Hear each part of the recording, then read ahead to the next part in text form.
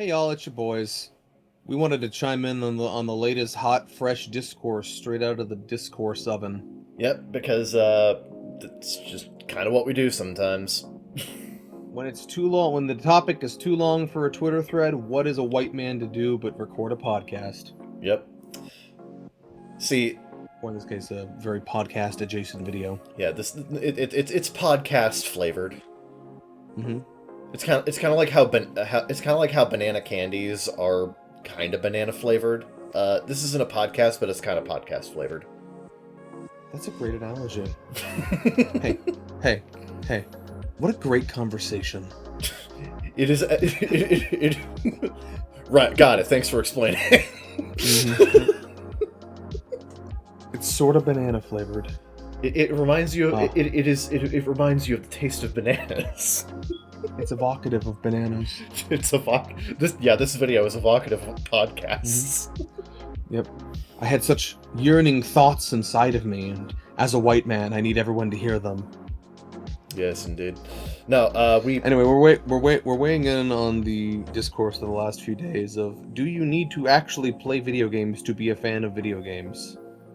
To which I think my answer is, for the most part, yes, but as a wise prophet once said, people be saying things so definitively. Man, I think it depends. It does kind of depend, honestly, because the thing about video games as a medium.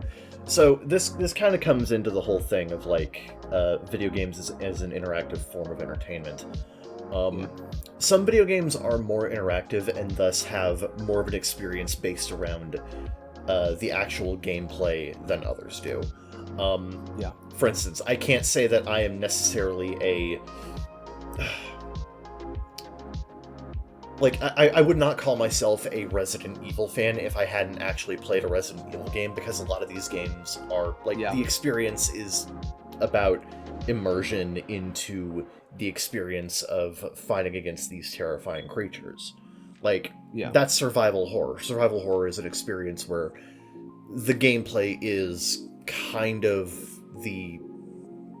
it's kind of the entire experience. And it's the driving reason you're playing it, yeah, and you can't really get the same experience just by watching someone else play it or by watching a gameplay video. It's very different. But also, say it with me, folks, it's multifaceted. It's multifaceted. There is, as we say, nuance to discuss. Yeah, because video games are a culmination of various mediums together in an interactive form. Mm-hmm. You know, they are art, they are music, they are writing, they are storytelling. You know, like, can I say someone isn't a fan of like, I know like the common response to this is like, nobody really plays Resident Evil for the story, right? Yeah. Like, people like it, but like, it's kind of like insane, to follow. So like, it's kind of an excuse for the gameplay in a lot of times. But like, there is something there to like attach yourself to, right? So like, can I say someone isn't a fan of like the narratives of these games if they just watch them on YouTube and treat them as movies? I think that's a different kind, which is, I think, getting straight into my main point, which is that in today's world, there's so many different ways to interface with video games as a medium, because previously other mediums, for the most part, unless you get really semantic about it, interacting with them is pretty straightforward, right? Yeah. You kind of either watch a movie or you don't, like, I guess there are various states. Like, I've definitely like watched movies like in bits and pieces, or I've like had them on a second monitor while I'm doing something else. Yeah, and like, so, you've just been more of a like passive like viewer rather than like... There have been times where like I will put a movie on a second monitor for movie night, and like it definitely depends how much I'm paying attention, whether I actually like count that as me having seen it, because there have been times like I was tuning in enough to fucking Harold and Kumar the other night to like say that I've seen a very Harold and Kumar Christmas 3D. Right, I think I could say I've seen that, but like there are other movies where like I had them on the second monitor and I was playing a game. I was barely paying attention, and I would not necessarily say that I watched it, so I don't really count that. Right, but like video games, there's so many different ways to interface and interact with them, beyond playing them, and sometimes even playing them. We get into the semantics of, you know, how much playing them is playing them, having played them, are you playing them right? You know, you know, it gets into that whole discourse of like, you know, if did you play, you know, like I could say, did you really experience Hollow Knight if you didn't get the true ending? Or like, can I say you really experienced like Doom if you didn't play on Ultraviolence or whatever? It's like, you know, there's a lot of variability to what defines experiencing a game, and games are also different, right? You have games that are far more narrative and like presentation oriented than gameplay oriented.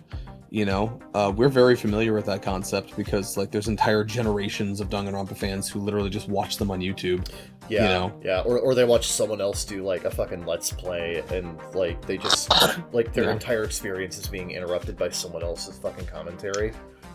Yeah, well, yeah, which is also part of the issue and why there's such a large backlash to this idea of, you know, you haven't really experienced it if you haven't played it, is because a lot of the times when people have experienced it in these alternative ways, they walk away with a completely different experience, or they have like misunderstandings or misinterpretations that arise from that. Because the thing is, when you play a game like Danganronpa, like it is designed for you to experience it in a certain way, like quasi-linearly, you know, like as the game, you can only really experience it as the game, you know, gives itself to you. Yeah. Right. But if you're watching a Let's Play or whatever, you're free to fucking skip around and fucking like, you know, you're at the whim of how the YouTuber played it.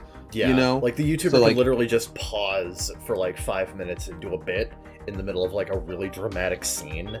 And that is just completely antithetical to what the gameplay experience would have been for you if you would have done it yourself. Yeah, or like, they could just skip shit you wouldn't have skipped, or like they could, you know, they could fuck up a trial more than you would or whatever. And like none of these things are like damning on their own. You know, like we all experience interruptions. You know, sometimes I'm in the middle of playing Danganronpa and I have to go take a shit. You know. Does that like invalidate my experience? No. Not really.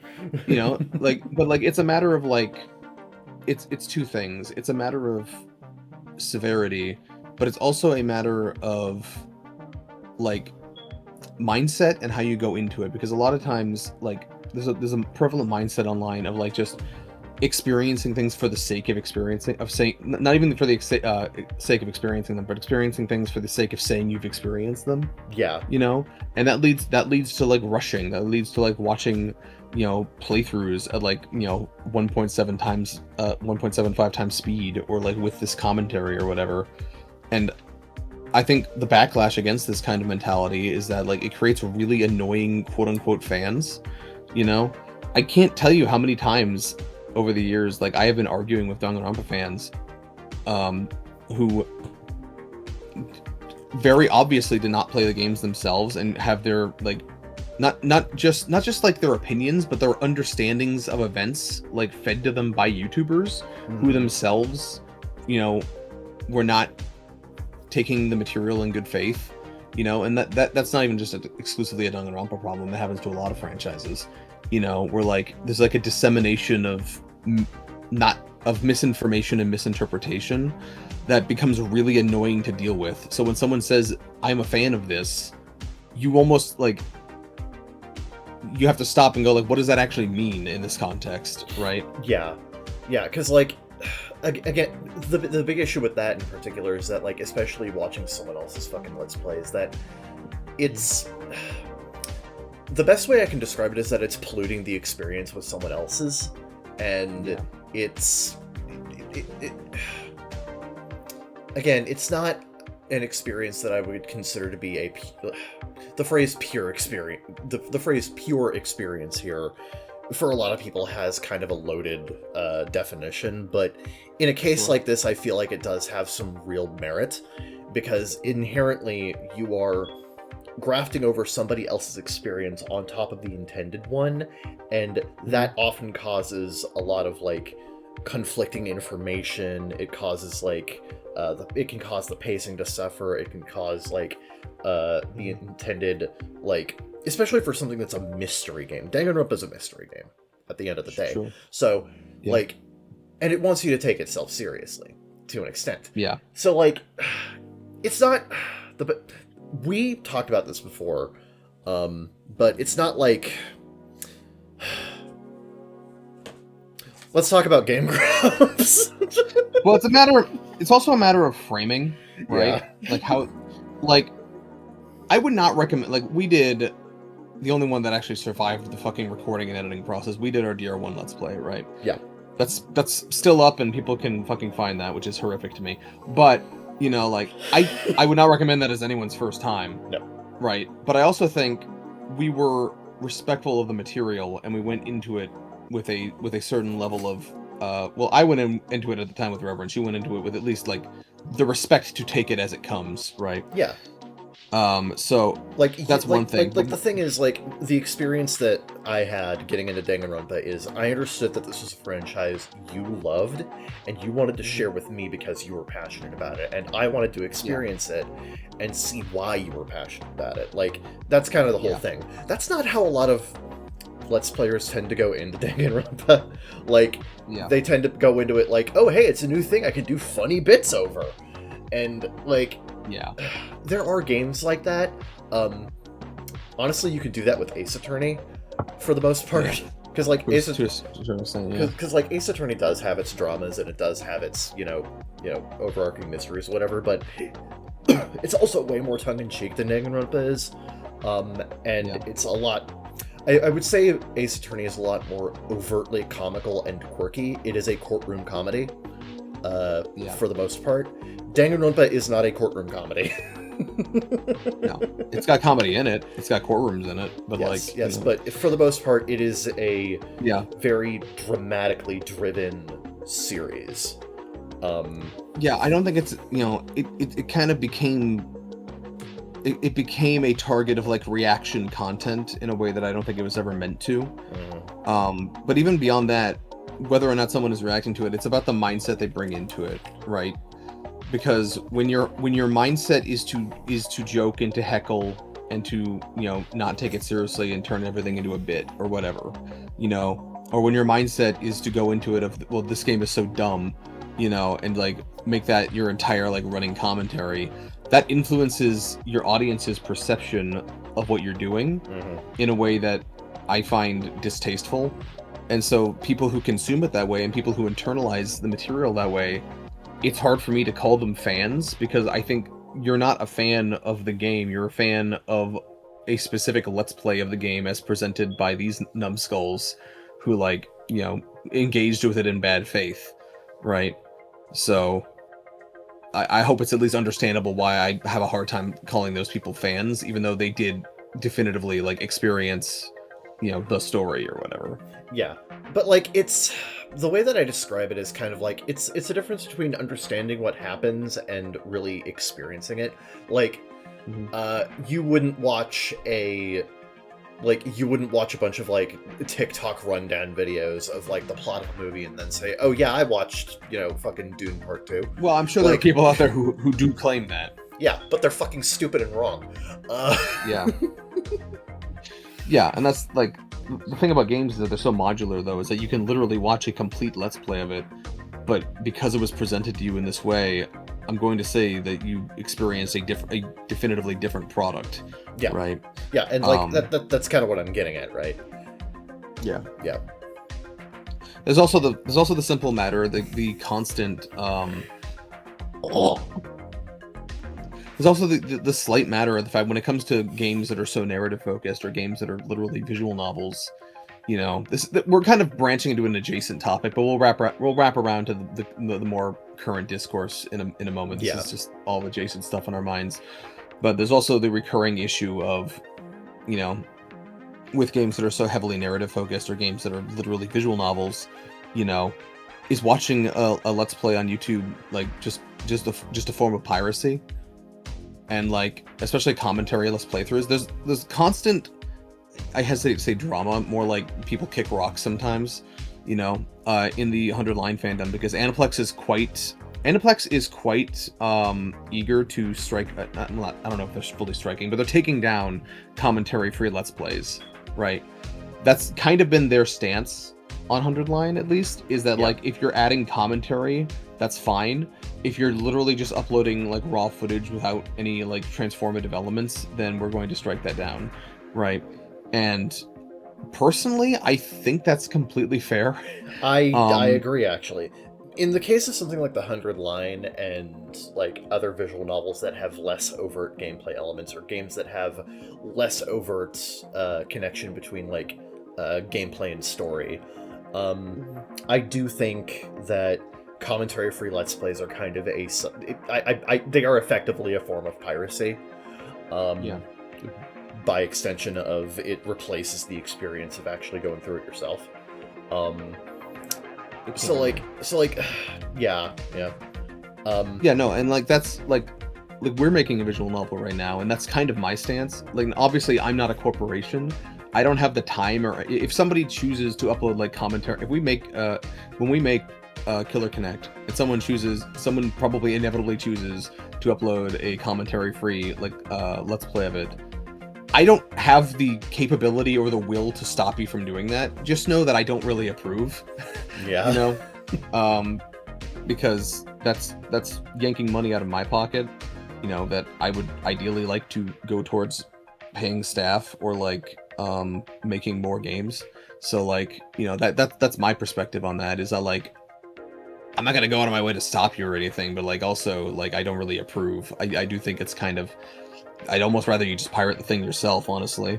Yeah. You know? Yeah. And I think when it comes, you know, and that gets into the other fucking debate, which usually is reserved more for things like how, like having to emulate old consoles or whatever, but people always bring up like accessibility as like a thing that like, well, I have to experience this game via YouTube because it's like inaccessible to me in some way. In the case of visual novels, I don't believe you. Like, I don't. Visual novels, you know what I mean? Like, visual novels have, by their very nature, they have such a low barrier for entry. Because like, yeah, there's nothing technological that usually prevents people from playing a visual novel. Like even The 100 Line and like something like Danganronpa V3, those aren't like very technologically demanding games by modern standards. Yeah, you could probably play them on an old shit laptop and be fine. Yeah, you definitely could. You know? Yeah, like it's there's not really anything that inherent to the experience that prevents someone from actually playing them in an accessibility standpoint. I think if you're at the point, if you're in a place in life where like that's a major concern to you, I think you have bigger problems than am I really a fan of a thing? Yeah, right. Yeah. You know, if you're in such dire straits that like it's a major accessibility issue for you, you know, you don't own a computer, you don't know anyone with a computer, you know, you don't have a Switch or whatever, you can't like obtain these things in any reasonable way, then I think you have bigger issues than people on the internet don't think I'm a real fan. Right, yeah. I want to point out, the Danganronpa games are on mobile too. So like, yeah. You can literally play it on your phone. Yeah. And if you don't own a computer and you don't own a phone and you don't own any of, like, how are you having this discussion? Yeah. Like, where are you? Where are you? What are you doing? What are you commenting on? Right? What are you playing? What are you freaking using? What are you freaking using Twitter and Discord on a Chromebook? What's happening here? Me when I'm homeless and I have to go to the library to log onto the library computer to argue with people that I'm not a real fan of a video game I watched on YouTube. I'm sure that guy exists, and I feel bad for him. But I don't think like, that's these that's people. That's not you. Yeah. Yeah, that's not you. That guy, I imagine, has bigger problems and is very self-aware of who he is. Yeah. You know? Yeah. Someone is always going to be in a more dire strait where, like, people will be like, so you're seeing... And I'm like, no, the people can do whatever the fuck they want, right? Right. I'm just saying, I think it's a form of piracy. I'm not necessarily against piracy. I'm just saying, I'm just calling it what it is, right? Yeah. You know? Now, I will say, I am not immune to this. Zeke and I went through cutscene compilations for the first, it was like 6 Disgaea games, like 1 through 5, and that includes DD2. Yeah. The way that I would describe myself is, I like Disgaea. and I enjoyed the story that I experienced from those videos. But I have not experienced the gameplay of Disgaea. I do not know the broader experience of playing Disgaea. I don't consider myself to be a quote-unquote fan of Disgaea broadly. Yeah, that's a great thing to bring up, yeah. Because, like, that is a way people engage with things, right?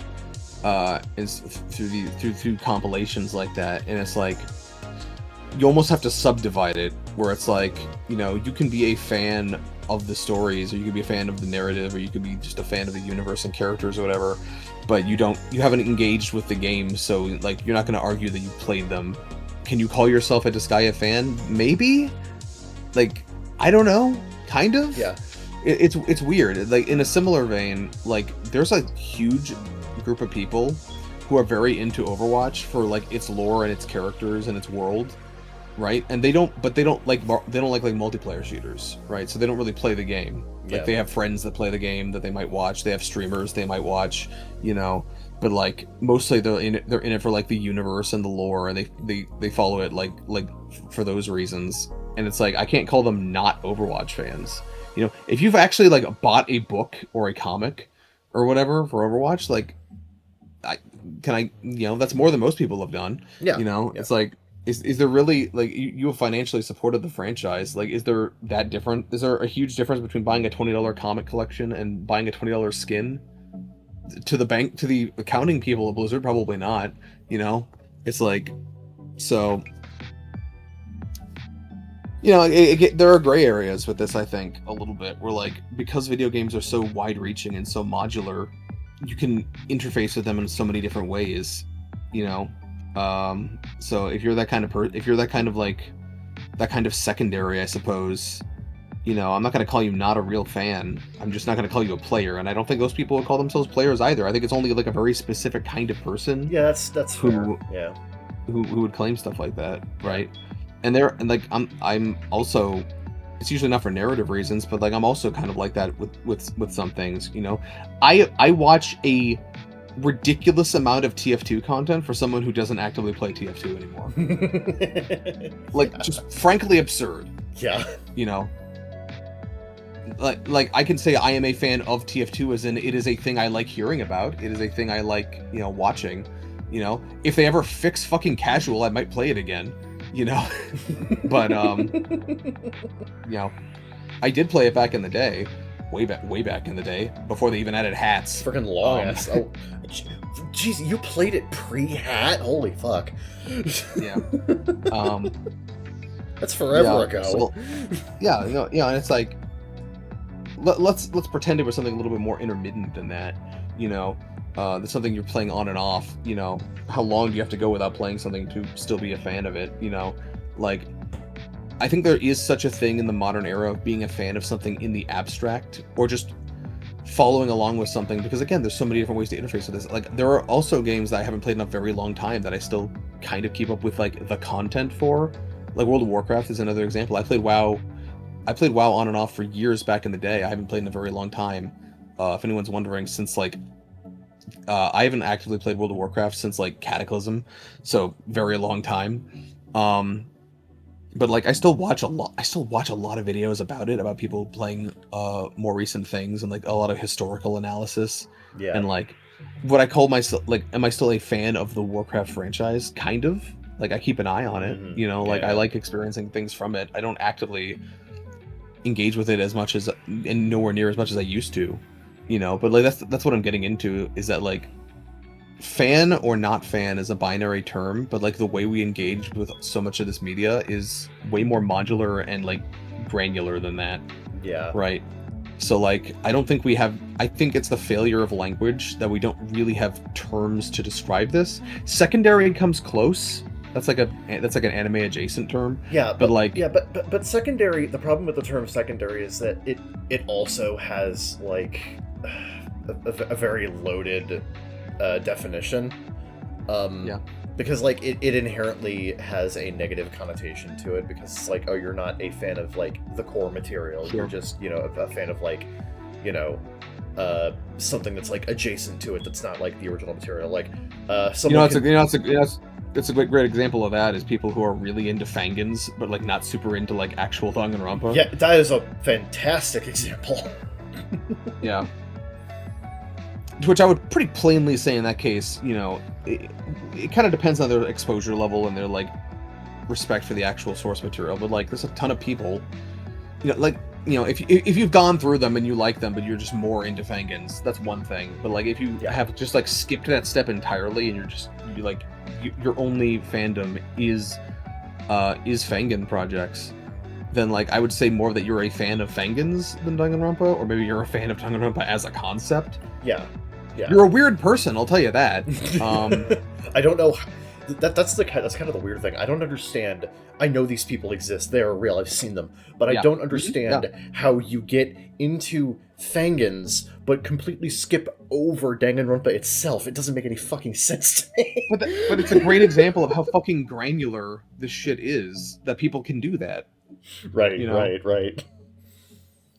And like, you know, and if you think about it, like, if you apply it to other contexts that are a little bit less narrative based, it makes a little bit more sense. Like, there are like people have been into like mods of things, but not the thing itself. You know? Yeah. You know, like that's a thing that happens. You know, really struggling to think of a specific example off the top of my head, but you know what I mean. Like, I know what you mean. Yeah. No, I know the gist. You know? I know the gist. Yeah, like fucking, I don't know, like DayZ started as a mod for like Arma 3. Not a lot of people are into Arma 3. Yeah, you know, like it's all like, you know, it's, that might not be the best example. I'm really struggling to think of an example off the top of my head, but you know what I mean. You know, like it's granular. Like the thing is that like it's an abstract question for a very with terms that are very absolute and binary, and it doesn't surprise me that we run into friction in this regard, you know. But I do think there is a certain subset of like Twitter users that are like on the opposite end of the spectrum, that are a little bit obnoxious, and they're sort of experiencing everything the right way sort of mentality. Yeah. And kind of just refusing to acknowledge the granularity of like how people interface with these things in current times. Right. Because it does exist, and I don't think it's necessarily an invalid way to engage with things. And if I did think that, I'd have to call a lot of ways I engage with various things invalid. Yeah. I don't want to do that, because I like me. Yeah. You know? So, like, I know it's a very common thing to be like, both sides are stupid, but I feel like both sides are kind of stupid sometimes. They can be. Although I do think the people who are... I do think, generally speaking, the people who are like, yeah, in the broadest sense, yes, I do think you have to play a video game to be a fan of it, are probably more correct than they are incorrect.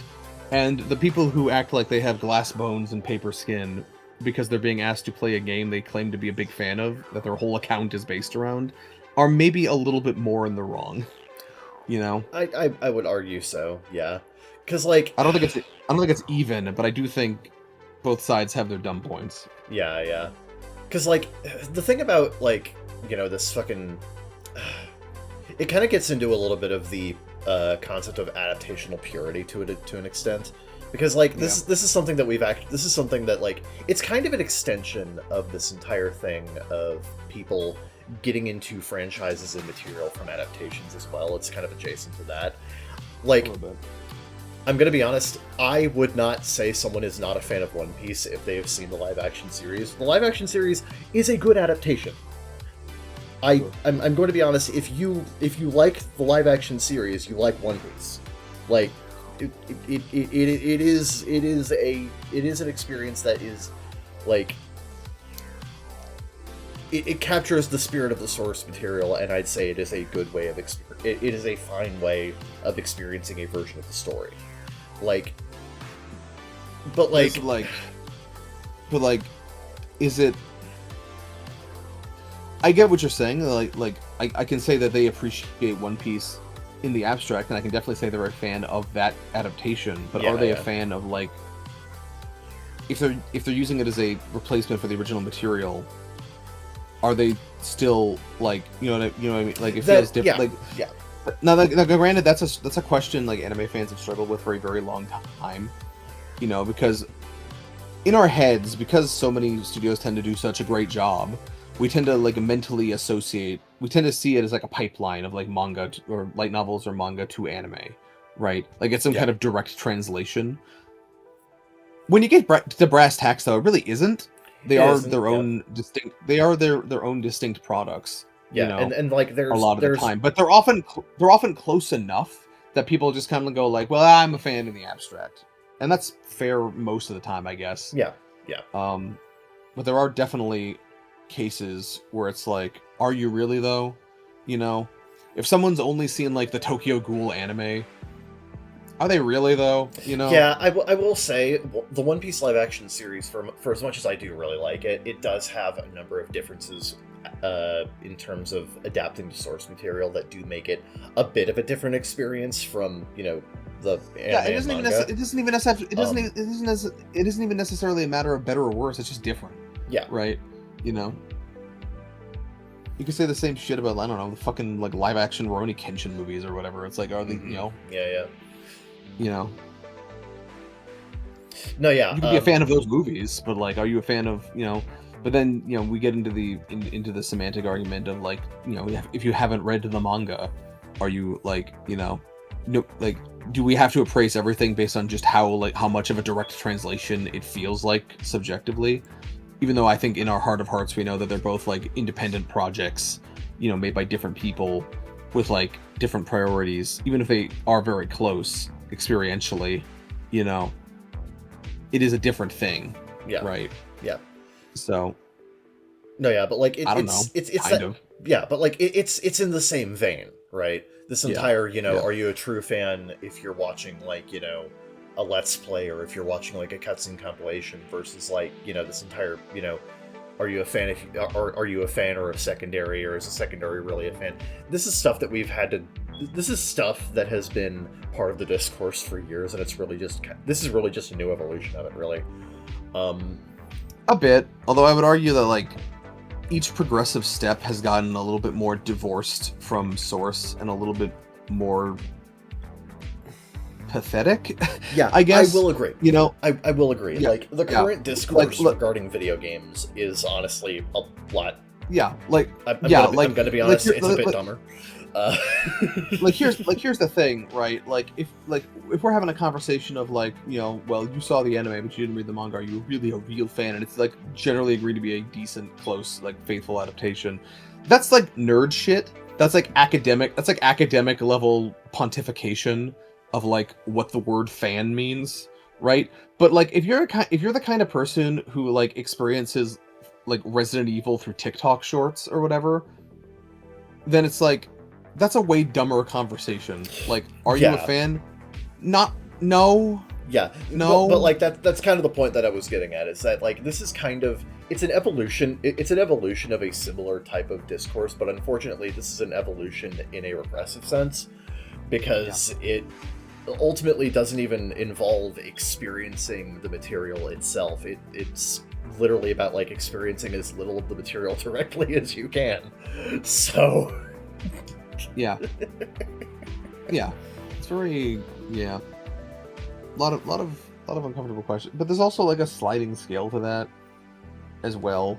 And like, well, the other thing is like people have like this obsessive need to like proclaim themselves fans of things like on a whim, and it's like, how much do I need to engage with something before it becomes enough of my identity to where I have to like identify as a fan of it, right? Yeah.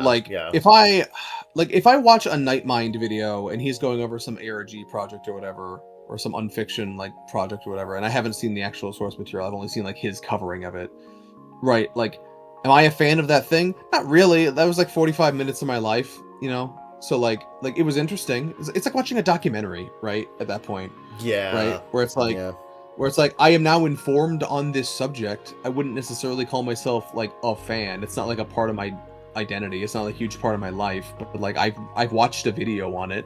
I know some stuff about it. Yeah, you are informed in a way. Yeah, and I think more people need to become comfortable with just saying, I'm not necessarily a fan. This isn't a part of my identity. This isn't part of my lifestyle. I'm just casually informed about something, and that's fine. That's a fine place to be. Yeah. You know, statistically, you're probably like that with most things because life is short and we're all gonna die. Yeah, again, that's honestly how I view myself as someone. That's honestly how I view my experience with Disgaea. I'm informed about it. Yeah. I know of the story. Yeah, I'd say it's a little. Like I said, it's granular though. Like, I guess the best I can say is that like I'm probably a casual Disgaea fan, sure. Like very casual. Sure. But I would not say I'm like super into it, right? Like I like it. Yeah. I love the character. Like I fucking love Etna. I love Rasberyl. I love Flan. You know, I love all these freaking dorks. Except I forget the name of the pink-haired girl in the 5th game. Damn. Seraphina. Yeah, no, except Seraphina. Fuck her. Yeah. Look, more respect to you. Look. You can like Seraphina. I just think she's stupid, obnoxious, shallow, and her character arc makes no sense. Right. It's currently legal for you to like her. Yeah. That's my opinion on that. Yeah. You are allowed, but I am also allowed to fucking hate her guts. If not for the laws of this land. Anyway. Right. It's just super granular like that. I think more people need to be comfortable with just saying, I am informed about a thing, I know about it passively. I engage with some stuff adjacent to it from time to time. I wouldn't necessarily say that I am. I think there needs to be a certain level of commitment to say I am a fan of this thing. I am basing part of myself around this thing, you know. And even that has shades to it, you know. Yeah, that's basically the long and short of it. It's just, do you need to play the video game to be a fan, to say you're a fan of it? For the most part, yeah, but like it's complicated. It is, yeah. I think it's more complicated than the people who are saying, yeah, of course, just play the fucking game, idiot. Yeah. Or letting on about. Yeah, a lot of it is just down to the fact that fandom is, like you said, fandom is granular. Yeah. And there are different levels of fandom. There's, you know, being informed, there's being a casual fan, there's being, someone who really likes something but isn't like super into it, and then there's like fucking hardcore people who are just like, you know, they get one whiff of it and then it's just their entire personality. Like, I'm gonna be honest, yeah. I have to fucking talk about this or I'm going to goddamn explode. I am on my way to becoming a hardcore Yu-Gi-Oh fan because holy fucking shit. I'm watching the anime. I'm buying them. I literally have 3 volumes of the manga en route to my house through the mail right now. I'm going to start reading the manga soon. And I'm playing Master Duel. Sure. Yeah. So like I'm pretty firmly a fan. So yeah. You're on your way, kid. Yeah. Help. Yeah. There's no helping me. Yeah, you know, like this. Yeah, it's a whole thing. Yeah, I just want to get that off my chest because it was a little bit too complicated for a Twitter thread. Because I saw a lot of people. I saw a lot of people dunking on these TikTok kids, and like for the most part, they're right to, because it is stupid. Yeah, you know, it is stupid to like say you're a fan of something and make your whole brand identity around it, and you haven't played it, and you respond to accusations that you probably should by like calling everyone around you ableist is pretty stupid, you know. It's also very demeaning to disabled, because like a lot of disabled people go well out of their way to actually like play and experience things properly as within their capability to do so. Like you can, you know, with like adaptive controllers and stuff like that, you can get pretty far, you know. Oh yeah.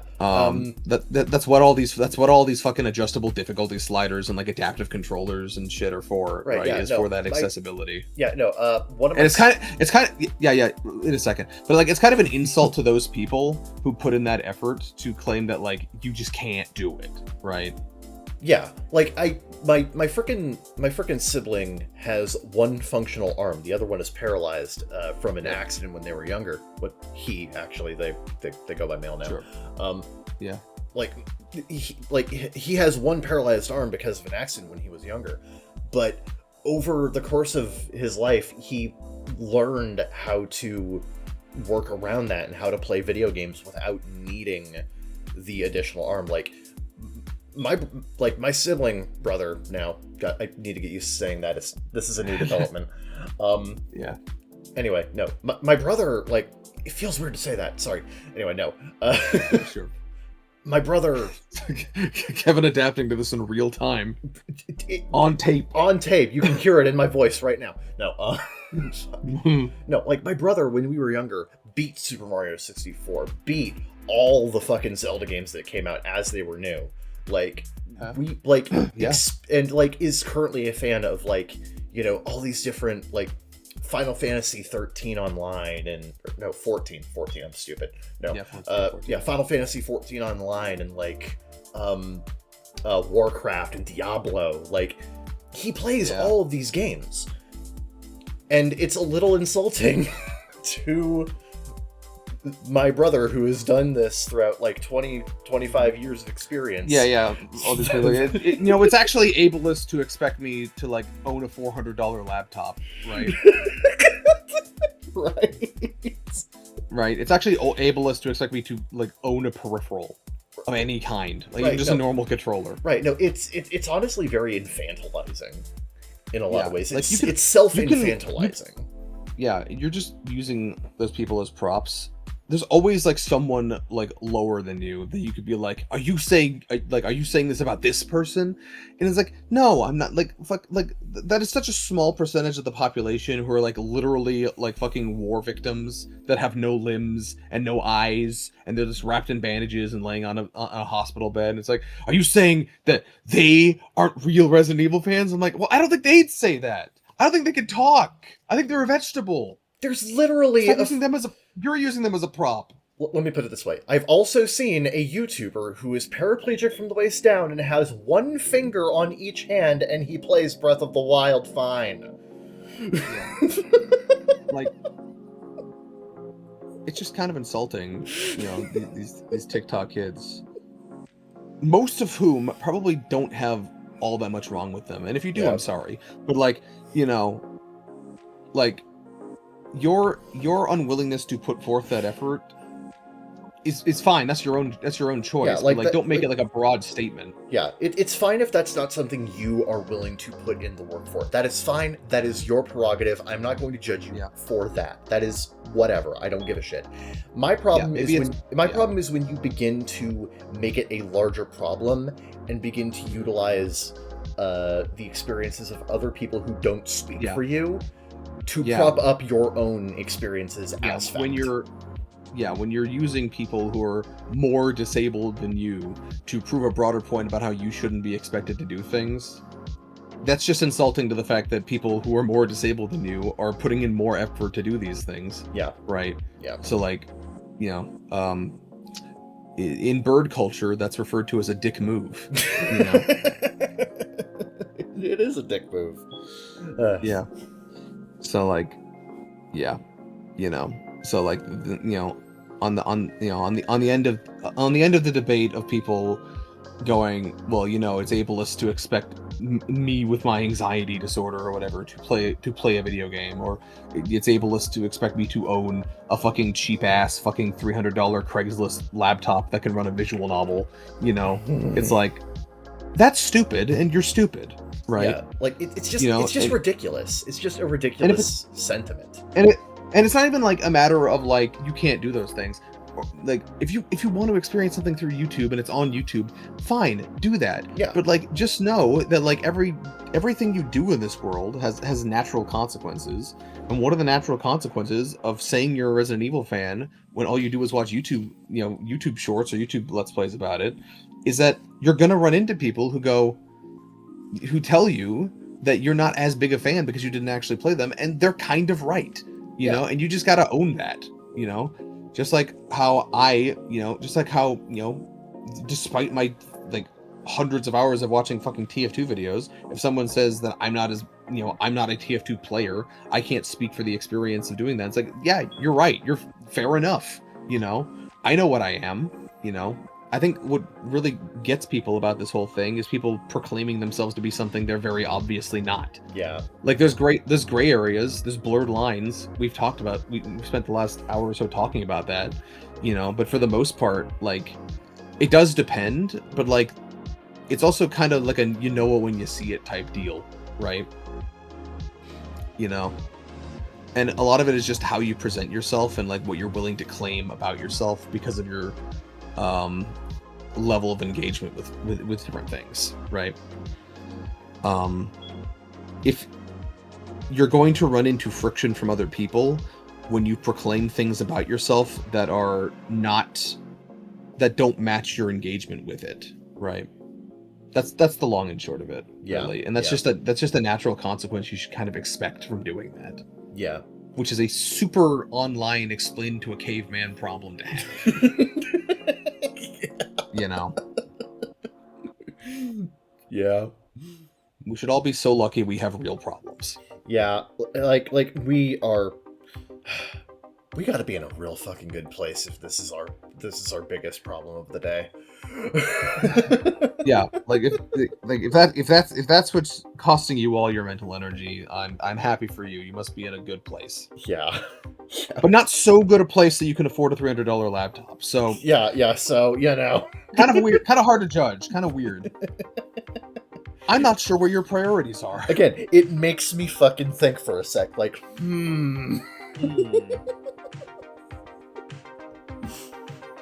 And yet you participate in capitalism. Interesting. Interesting. I'm very smart. See, we made fun of ourselves, so you can't. You know, now we're bulletproof. You can't touch me now. I've done it to myself. Got diplomatic immunity, so Henry, you can't sue. Anyway, we just wanted to weigh in on the discourse and get another discussion video out there. Yeah. Thanks for tuning in. Yep, thanks for coming in and listening to us, and I hope we didn't offend you too badly. Just food for thought. Yeah, if we did, it's actually your fault. You misinterpreted us. It's actually ableist of you to expect us to accommodate you.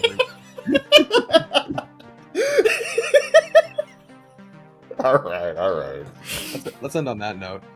Subscribe for more of whatever this was. Zeke Freak out. Ciao for now.